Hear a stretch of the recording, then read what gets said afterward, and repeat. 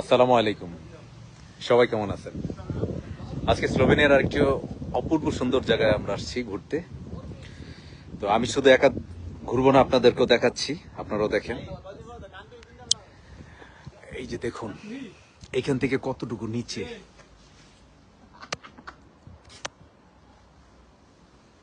কত সুন্দর। একদম পাহাড়ের সর্বোচ্চ চূড়ায় আমরা আসছি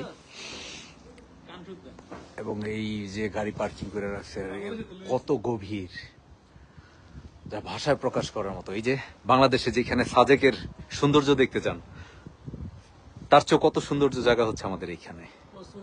10টা জাহাজের মধ্যে 9টা জাহাজ গেল, দেখা গেল